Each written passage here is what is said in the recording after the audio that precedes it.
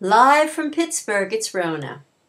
I just got back from the Benedum Center in Pittsburgh where I heard Puccini's Tosca. The reason I decided to go to see it and hear it was to hear Miss Angela Brown sing the role of Tosca.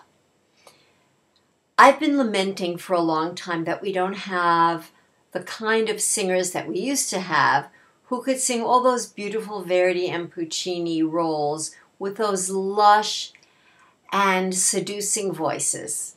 Well, you know what? We have one now. Her name is Angela Brown. Not only does she have a beautiful voice, she's an all-around terrific singer and has an extremely appealing stage personality. Of course, the opera Tosca lives and dies by the singer who does Tosca, but a lot else happens too.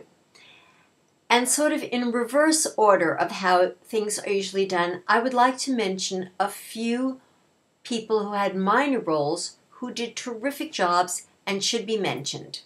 I need my glasses. The first one is the one who played the sacristan. His name is Kevin Glavin. It says he's been in many productions here. I didn't remember, but he was very, very good. And then there was a young girl who played the shepherdess. Her name is Stephanie Lauricella. She had a beautiful voice. She sounded appealing as the offstage voice. Then, of course, there are the three principals. Tosca, who was played by Miss Brown. The person who played Mario was, we have to wait till I get there, because it's sort of like not in order, is someone named Hugo Vera, and Scarpia was played by Mark Delavan. Now, I was a little bit apprehensive about going to this and making a review afterwards because I'm Facebook friends with Mark Delavan, and I was afraid, what if I don't like him? Well, fears are all over. He was fabulous. In fact, where we were sitting, at the end of Act 2, he comes out for a solo bow, and the two people sitting next to us rose up to give him a standing ovation. He was really, really good. First of all, he sort of has evil down. Very sleazy and not nice, and he's a big guy and has a big personality. And he pulled off the role very, very well. But the opera started off one of the best starts to any of the operas I've ever attended here in Pittsburgh. The orchestra was together, and they were already making a statement. This was going to be a very musically induced opera. The music was going to take center stage. This is not a concept opera by any means, and our production was extremely traditional. You could just imagine it in your head. If you have ever seen Tosca, you saw this one. The only thing that was different was that Act 2 was exceptionally pretty. In fact, the audience applauded when the curtain parted for the second act. It was really quite lovely. The third act, Yon Yon. And I don't even like the music, even though the tenor gets to sing his big role. So I didn't say anything yet about the tenor, did I? Well, that's because he did a good job, but I'm not a fan of his voice. But on the other hand, I will say he did a really good job. It's a hard role. I think one of the things that's hard for me in hearing a role like Mario Cavaradossi is that, unfortunately, I have in my ears the sound of Mr. Pavarotti or Mr. Domingo, and there are many others. And it's hard to match the beauty of their voices today.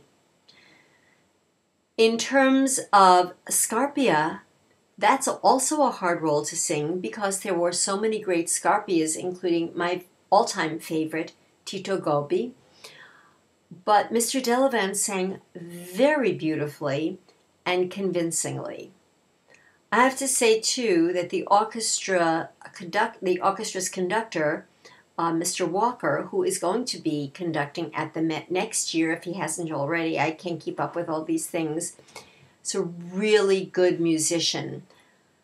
And for the first time in a long time, I completely enjoyed the music of Tosca.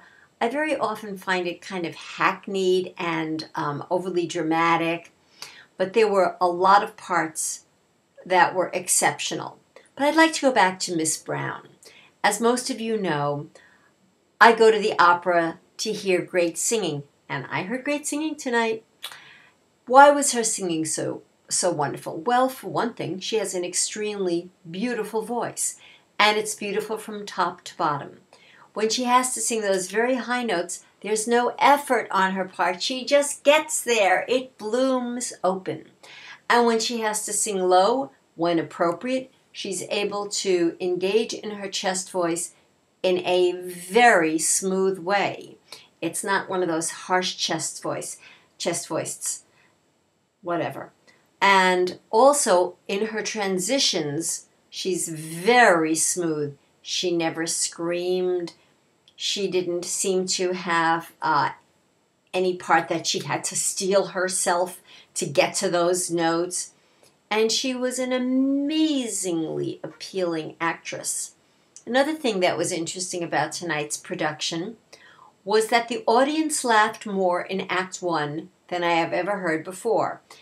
She was so playful as Tosca. She had the audience eating out of her hands, and she also looked beautiful. So all around, a great night for Pittsburgh Opera.